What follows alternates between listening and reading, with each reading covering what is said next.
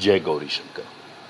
आप सभी स्वस्थ हों, प्रसन्न हों, मैं यही अभ्यर्थना देवाधिदेव महेश्वर से करता हूँ।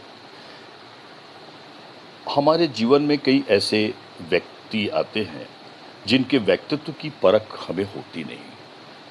हमें वो छद्मवेशी व्यक्ति किसी न किसी तरीके से अपनी बौद्धिक क्षमताओं से हमें वह भ्रमित करता है और हमें अपने जाल में फंसा लेता है।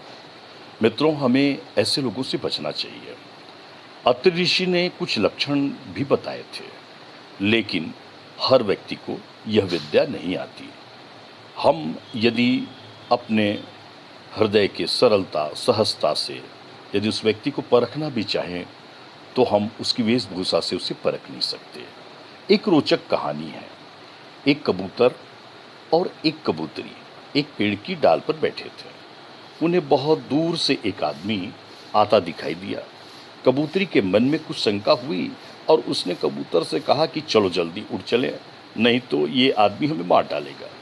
कबूतर ने लंबी सांस लेते हुए आराम के साथ कबूतरी से कहा, भला उसे ध्यान से तो देखो, उसे उसके कपड़े देखो, चेहरे से भोलापन टपक रहा है।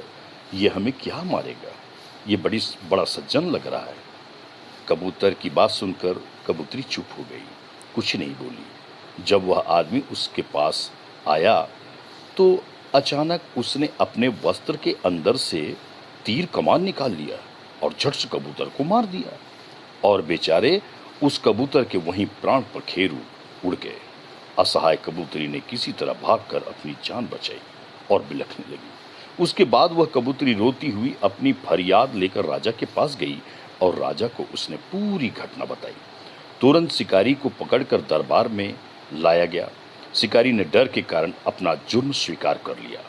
उसके बाद राजा ने कबूतरी को ही उस शिकारी को सजा देने का अधिकार दे दिया। कबूतरी ने बहुत दुखी मन से कहा कि राजन, मेरे विचार से इस क्रूर शिकारी को बस इतनी ही सजा दी जानी चाहिए कि अगर वह शिकारी है तो उसे हर समय शिकारी वाले कपड़े पहनना ही चाहिए।